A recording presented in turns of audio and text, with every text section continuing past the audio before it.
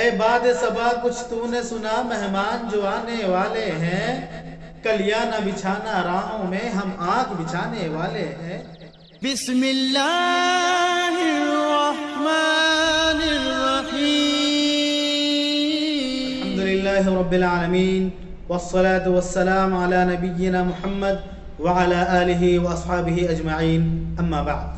اعوذ باللہ من الشیطان الرجیم، بسم اللہ الرحمن الرحیم۔ یا ایہا الذین آمنوا کتب علیکم الصیام کما کتب علی الذین من قبلکم لعلکم تتقون۔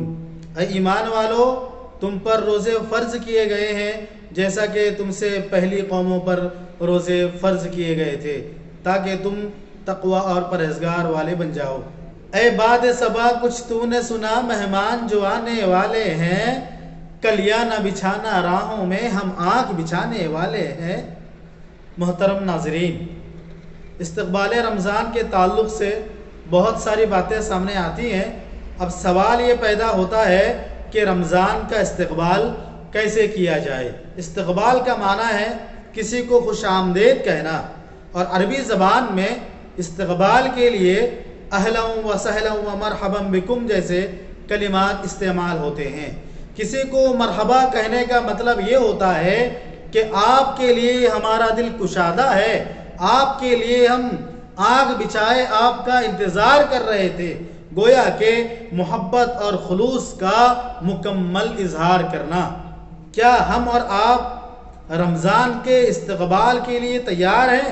رمضان کے استقبال کی تیاری کیسے کی جائے؟ معزز ناظرین، عام سی بات ہے، اگر ہمارے اور آپ کے گھر میں کوئی مہمان آتا ہے اور وہ مہمان اگر معزز اور محترم اور مرتبے والا مہمان ہو تو ہم اس کی عظمت اور اس کے رتبے اور مرتبے کا پورا خیال کرتے ہیں۔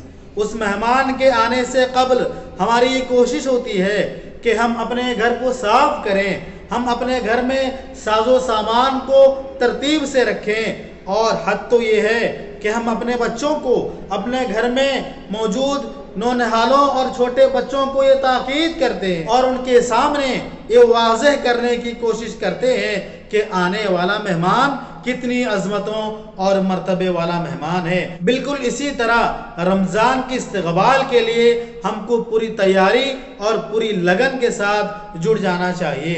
اب بھی وقت ہے، ہم اپنے گھر کے ساز و سامان کو ترتیب سے رکھ لیں تاکہ آنے والے مہمان کو کسی طرح کی دقت کا سامنا نہ کرنا پڑے، اور ساتھ ہی ساتھ اپنے گھر میں موجود بچوں کو یہ بتا دیں کہ آنے والا مہمان رب کی نظر میں، مومنوں کی نظر میں کتنی عظمت و مرتبے والا مہمان ہے۔ سو ہمیں بھی اس کے سامنے مکمل وقار اور خلوص کے ساتھ رہنا چاہیے۔ معزز ناظرین، اسلامی مہینوں میں رمضان المبارک وہ مہینہ ہے جس کی عظمت، برتری اور بزرگی کو اللہ رب العالمین نے قرآن مجید میں ذکر کیا ہے۔ حضرت سلمان فارسی رضی اللہ عنہ بیان کرتے ہیں کہ نبی کریم صلی اللہ علیہ وسلم نے شعبان کی آخری تاریخ کو لوگوں کو خطاب کرتے ہوئے فرمایا، اے لوگو، تم پر ایک عظیم مہینہ سایہ فگن ہونے والا ہے۔ یہ مبارک مہینہ ہے جس کے دن میں اللہ رب العالمین نے روزوں کو فرض کیا ہے، جس کی راتوں میں قیام اللیل کو عبادت قرار دیا ہے۔ یہ وہ مہینہ ہے جس کی ایک رات 1000 راتوں سے بہتر ہے۔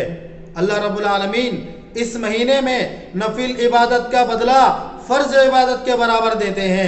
اللہ کے رسول صلی اللہ علیہ وسلم فرماتے ہیں، اگر اس مہینے میں کوئی بندہ نفل عبادت انجام دیتا ہے تو اللہ رب العالمین اسے فرض عبادت کا بدلہ عطا کرتے ہیں، اور اگر اس مہینے میں کوئی بندہ کوئی فرض عبادت انجام دیتا ہے تو اللہ رب العالمین اپنی رحمت خاص سے اس بندے کو 70 فرائض کا بدلہ عطا کرتے ہیں۔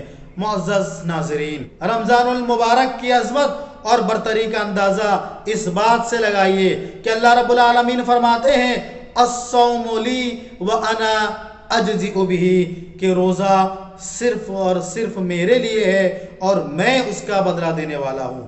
معزز ناظرین، نہایت ہی خوش نصیب ہیں وہ لوگ جنہوں نے خلوص دل کے ساتھ واقعی معنوں میں رمضان کا استقبال کیا۔ اللہ رب العالمین ہم سب کو رمضان کی قدر کرنے اور رمضان کی عظمت و برکتوں سے اپنے دامن کو بھرنے کی توفیق عطا فرمائے، آمین۔ وآخر دعوانا الحمدللہ رب العالمین، والسلام علیکم ورحمۃ اللہ وبرکاتہ۔ اے باد صبا کچھ تو نے سنا، مہمان جو آنے والے ہیں، کلیاں نہ بچھانا راہوں میں، ہم آنکھ بچھانے والے ہیں۔